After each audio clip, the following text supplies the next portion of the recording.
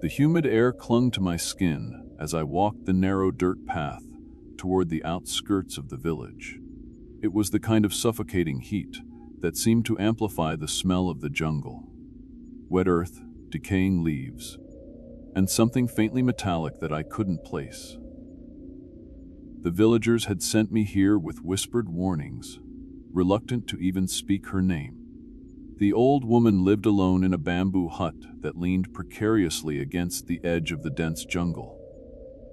They said she was a Mangkukulam, a witch who cursed those who dared to cross her.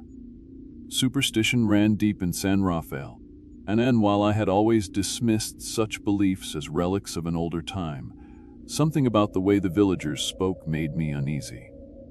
Her curses, they claimed, weren't the stuff of folklore. They were real, tangible things that spread like rot through a person's life, and the people grew ill without explanation, their bodies twisting with pain. Livestock died in droves. Crops withered overnight. And I had come her not out of curiosity or defiance, but out of desperation. My younger sister had fallen ill weeks ago, with no cure in sight. Often her condition had begun innocently enough, a fever, a rash. But then came the sleepless nights filled with her screams, ere the inexplicable bruises that blossomed across her skin. Even the way her eyes had started to glaze over, as though she were staring into some abyss I couldn't see. The doctor in the nearby town had shrugged helplessly, prescribing medicines that did nothing. That was when the whispers began. The stories about the old woman on the edge of the jungle. Her door was ajar when I arrived. The inside of the hut smelled of herbs and something acrid, like burning hair. Shadows flickered on the walls, cast by a fire pit in the center of the room. She sat cross-legged beside it, her back impossibly straight for someone her age. She turned her head slowly to face me.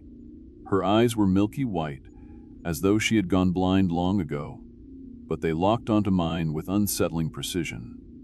Her face was gaunt, her cheeks sunken, and her mouth twisted into a grimace that might have been a smile.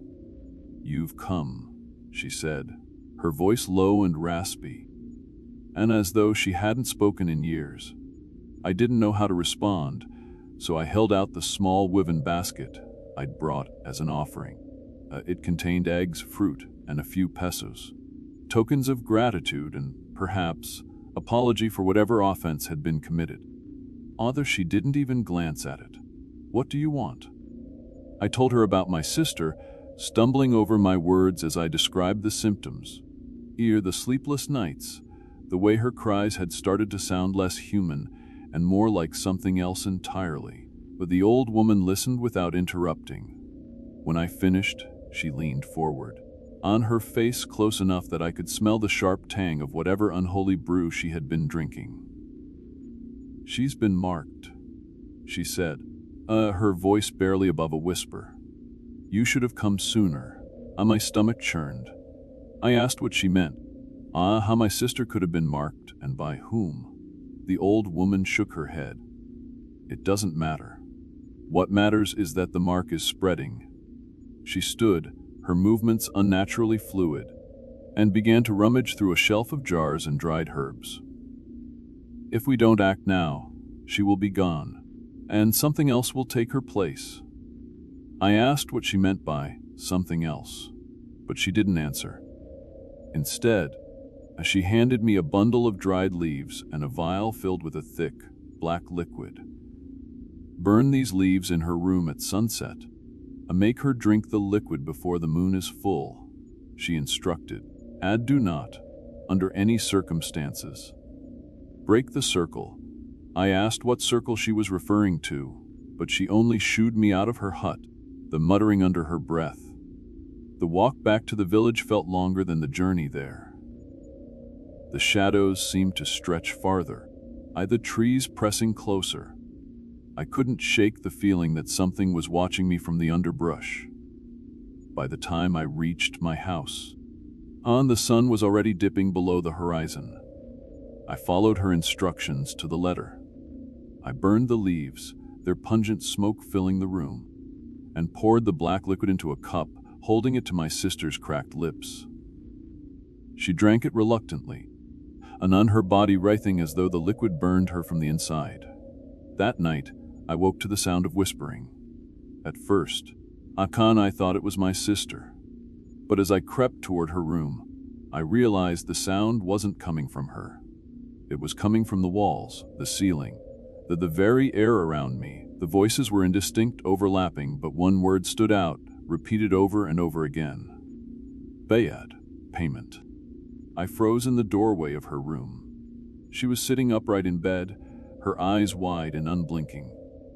The marks on her skin had spread, twisting into intricate, almost beautiful patterns that glowed faintly in the moonlight. She turned to look at me, but it wasn't her. Her face was the same, but her expression was foreign. Her eyes filled with a malice that made my blood run cold. You shouldn't have gone to her, she said, her voice layered with something deep and guttural, something not human. I stepped back, and my heart pounding. It laughed, a low, guttural sound that seemed to vibrate through the floorboards. The next morning, she seemed normal again, though weaker. The marks on her skin had faded slightly, but they were still there, lurking beneath the surface. And I didn't tell her what I had seen. The days that followed were a blur of sleepless nights and strange occurrences. The whispering grew louder, more insistent, and I began to see things out of the corner of my eye. Shadows that didn't belong, and a figure standing just beyond the reach of the light.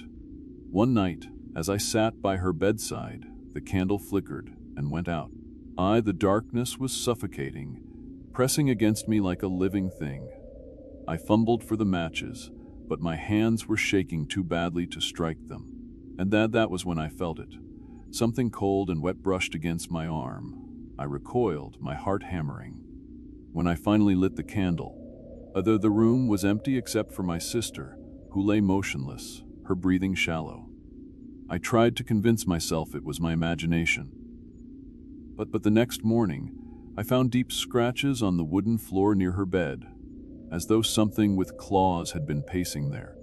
By the third night, I could no longer deny that something was terribly wrong. My sister's condition had worsened, and the marks on her skin had begun to pulse, glowing faintly in the dark. Her cries were no longer her own. They sounded like the howls of some wounded animal. Desperate, I returned to the old woman's hut, but it was empty.